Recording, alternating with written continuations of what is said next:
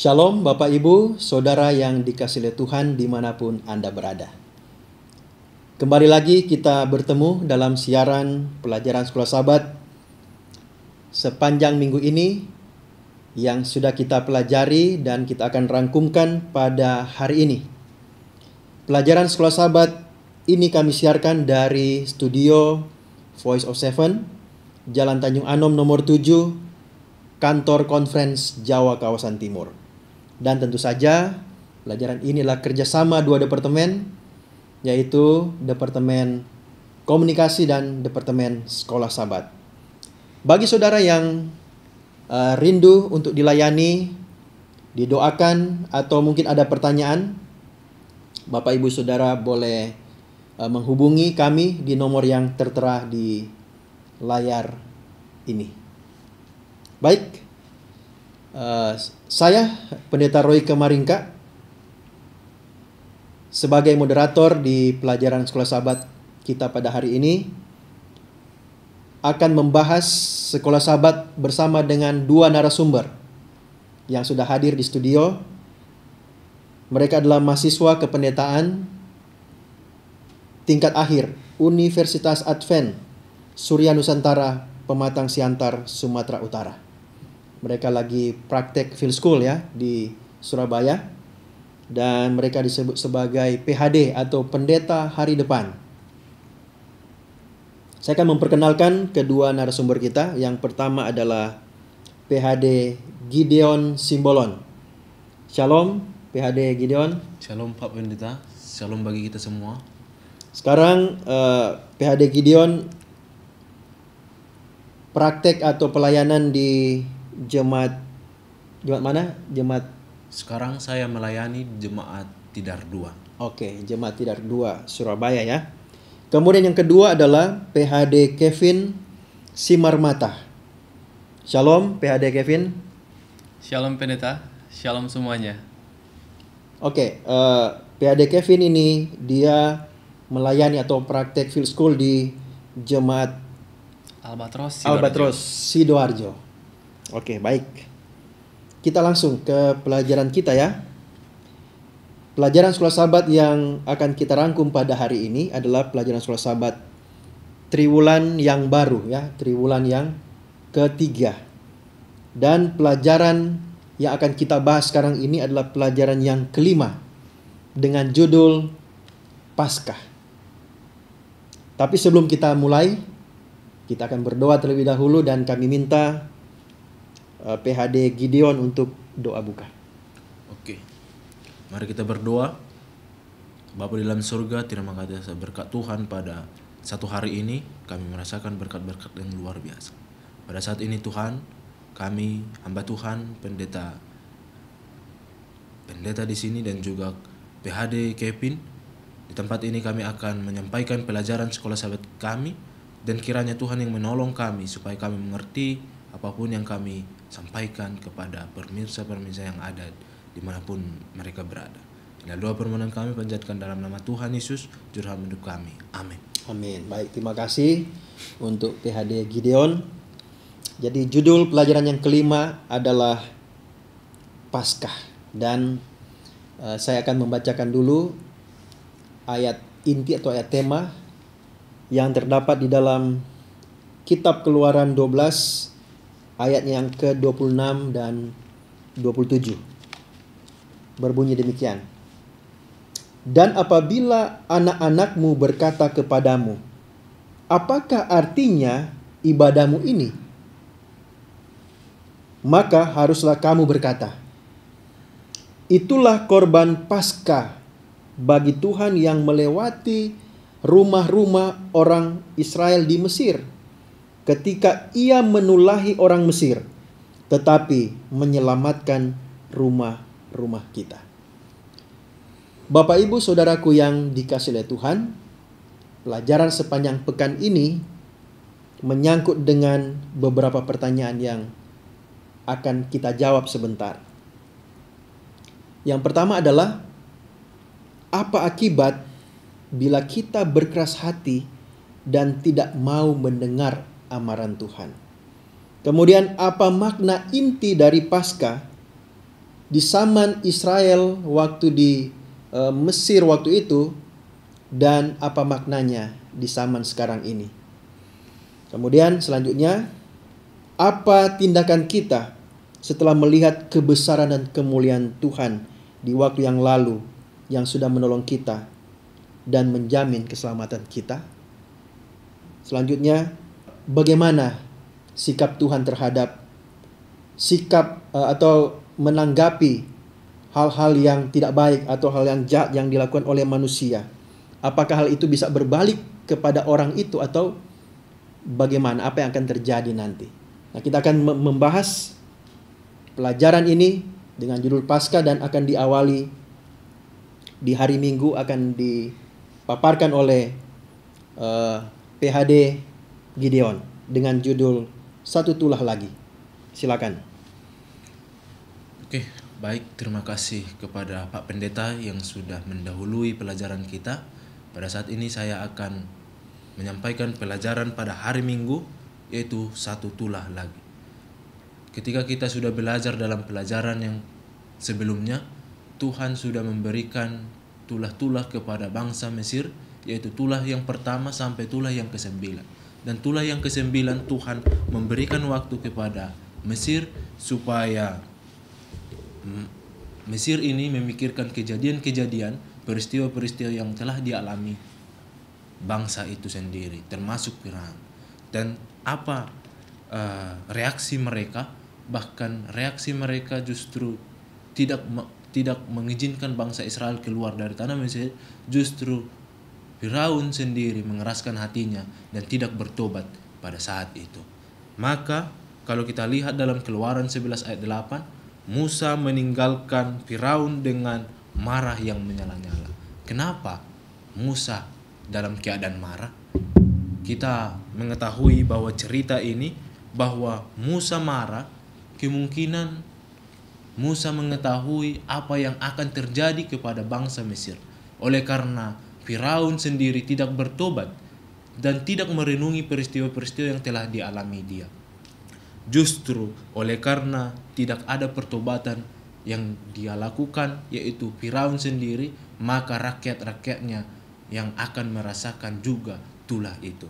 Jadi akan menimpa banyak orang yang tidak bersalah. Orang-orang rakyat-rakyat bangsa Mesir akan menerima tulah itu, dan yang tidak bersalah juga akan menerimanya. Dan Tuhan juga digambarkan sebagai hakim di atas segala hakim, dan dia juga menentang kesombongan, sama seperti Tuhan menentang Firaun. Oleh karena kesombongan dia, maka Tuhan memberikan tulah-tulah kepada Firaun dan juga bangsa Mesir. Dan ini juga yang harus kita sadari, bahwa kita tidak boleh sombong sama seperti Firaun sendiri. Demikian pelajaran kita. Baik, terima kasih untuk PHD Gideon. Kita lanjut ke pelajaran hari Rabu. Ya, di sini judulnya adalah meneruskan obor. Apa artinya meneruskan obor ini? Apakah secara literal kita bawa obor kemudian meneruskan ke orang yang satu dan orang yang lain, atau apa maksudnya dari judul ini? Kita akan membahas dan pelajaran ini akan dibahas oleh PHD Kevin. Silakan. Baik. Terima kasih Pendeta. Untuk kesempatan ini saya akan melanjutkan pelajaran sekolah sahabat kita di dalam satu pekan ini, terkhusus di dalam pelajaran hari Rabu. Ketika saudara-saudara membuka pelajaran kita di hari Rabu, kita akan ditunjukkan pada satu judul, yaitu meneruskan obor. Apa artinya? Artinya di sini adalah meneruskan atau pentingnya mewariskan iman. Iman, pengetahuan akan Tuhan atau pengenalan akan Tuhan tidak diwariskan secara otomatis ketika seorang bayi baru dilahirkan, melainkan harus diajarkan lalu diceritakan secara aktif agar mereka mengetahui siapa itu Allah, siapa itu Tuhan, dan bagaimana Tuhan bekerja atas mereka.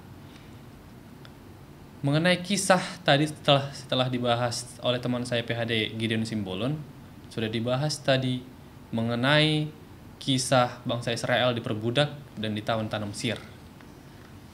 Kisah ini harus menjadi pusat yang utama dan terutama untuk pendidikan di dalam keluarga bagi orang tua yang ada di Israel.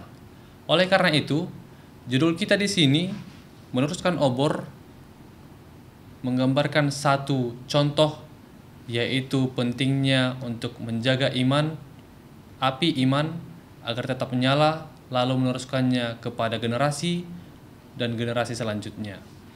Lalu pada pelajaran hari Rabu ini, kita akan juga melihat mengenai peran sentral utama sebagai orang tua di dalam zaman bangsa Israel dahulu.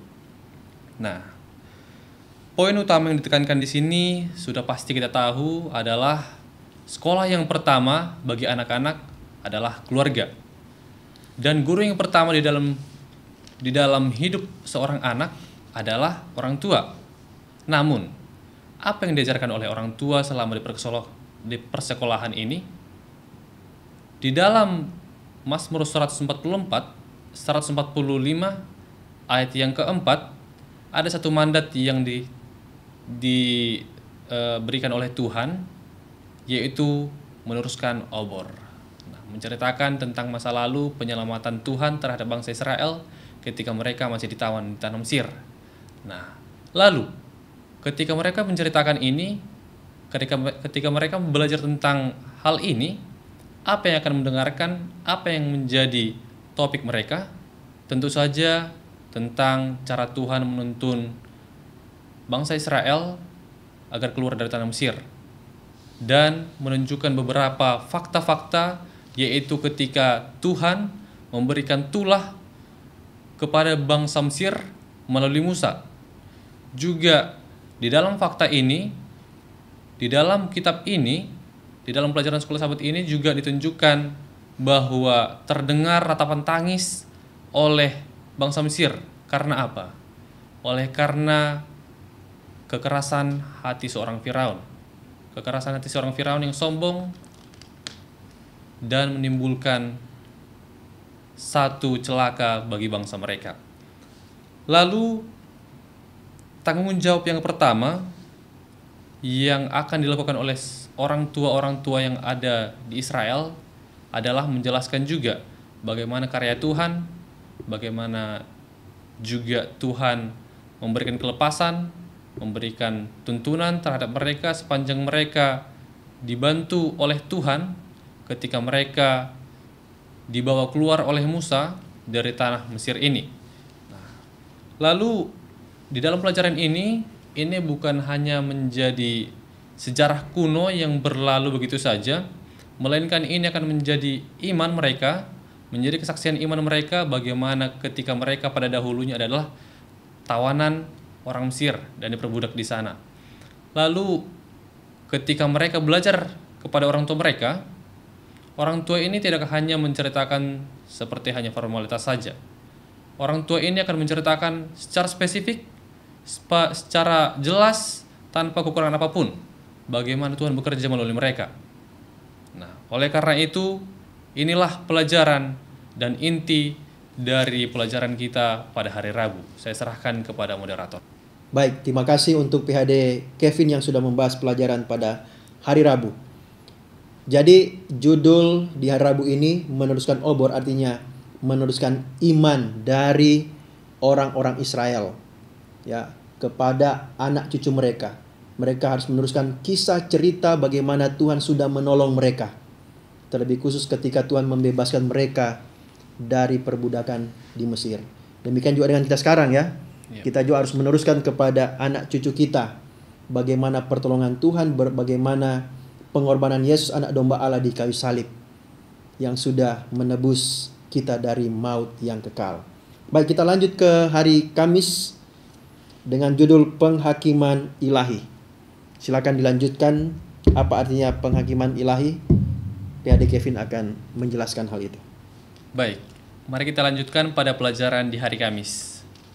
Pada pelajaran hari Kamis ini kita akan melihat beberapa situasi, kondisi ketika Firaun disudutkan oleh Tuhan. Dan tentu saja itu oleh karena perbuatan dia sendiri, oleh karena kekerasan hatinya, oleh karena kesombongan hatinya juga. Nah, di dalam pelajaran hari Kamis ini Di sana dikatakan anak sulung ditanam sir di bumi hanguskan. Nah, oleh karena apa? Tentu saja oleh karena kekerasan hati dari seorang Firaun ini. Nah, lalu yang mungkin mereka anggap dewa-dewi mereka ini kuat, memiliki kuasa, seperti dikatakan di sini ada Dewi Isis, Dewi Heket, dan juga Dewi Min yang mereka anggap sangat kuat, yang mereka sembah-sembah ini di hadapan Tuhan tidak ada apa-apanya. Buktinya, ketika tulah ini diberikan kepada mereka, semua diporak-porandakan.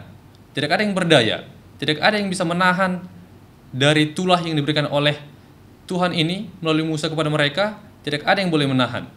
Nah, lalu pada pelajaran di hari Kamis ini juga ditunjukkan satu kisah mengenai tabur tuai. Nah, yang dimana tabur tuai ini bangsa Mesir pernah sekali membumi hanguskan juga anak sulung yang ada di Israel. Kenapa harus anak sulung? Karena anak sulung ini dianggap sebagai pewaris, sebagai pewaris yang mungkin akan mewariskan beberapa dan akan menjadi dikatakan seperti khusus. Nah, khusus. Lalu pada pelajaran ini ditunjukkan anak sulung mereka juga akhirnya di bumi hanguskan juga. Oleh karena apa? Kembali lagi kepada sifat dari Firaun yang keras. Nah, jadi pada pelajaran pada hari Kamis ini hanya menunjukkan kepada sikap Firaun, hasratnya yang kuat, yang dia ini berpikir mereka ini kuat, namun ternyata tidak. Nah, inilah pelajaran yang bisa saya sampaikan pada hari Kamis. Saya kembalikan kepada moderator, Pendeta. Baik, terima kasih untuk PhD Kevin yang sudah membahas pelajaran pada hari Kamis. Jadi di sini kita bisa melihat bahwa apa yang kita tabur itu akan kita tuai. Jadi kita harus menabur yang baik harusnya ya. Firaun dia telah menabur hal-hal yang buruk, dia membunuh anak-anak laki-laki Israel waktu itu, tetapi kemudian pada akhirnya dia tidak bertobat ketika ditegur oleh Tuhan, dan akhirnya Tuhan menimpakan tulah, yaitu membunuh anak-anak sulung di Mesir. Bapak Ibu Saudaraku yang dikasihi Tuhan, saya akan membacakan kutipan dari hamba Tuhan Ellen G. White yang terdapat dalam Alfa dan Omega jilid 1 halaman 321.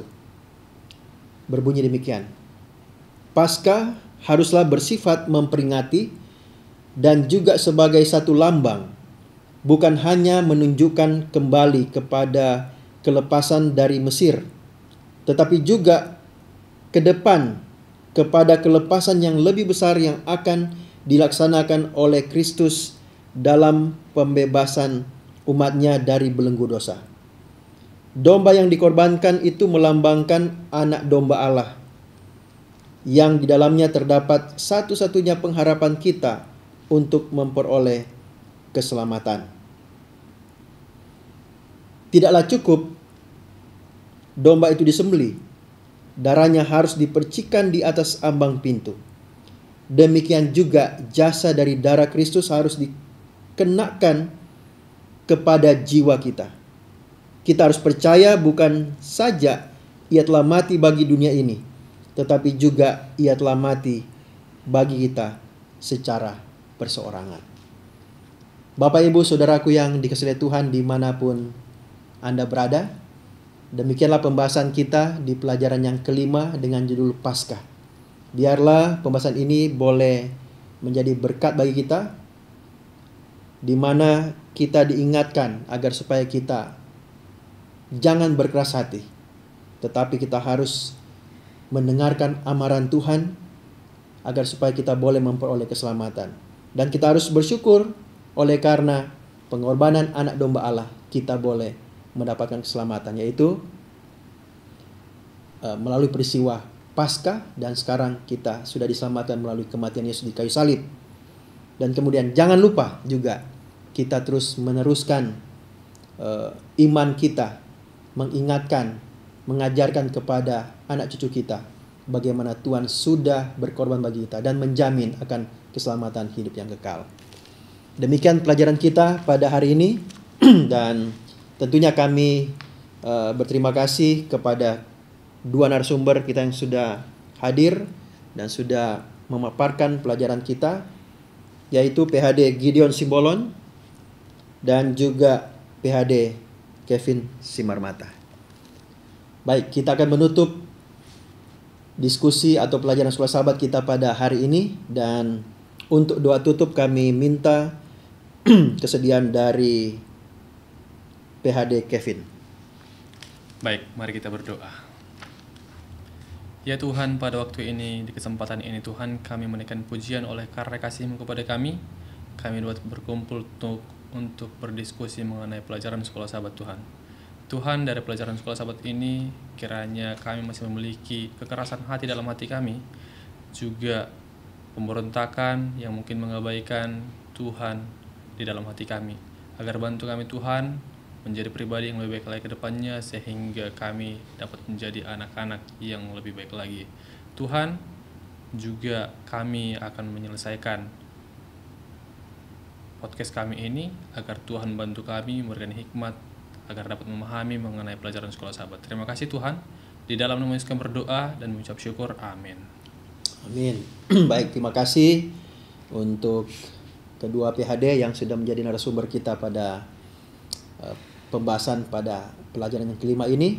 Terima kasih untuk PhD Kevin Simarmata dan juga PhD Gideon Simbolon. Terima kasih untuk pemirsa dimanapun berada. Sampai bertemu kembali di pelajaran selanjutnya, di pelajaran yang ke-6. Tuhan memberkati kita semua. Amin.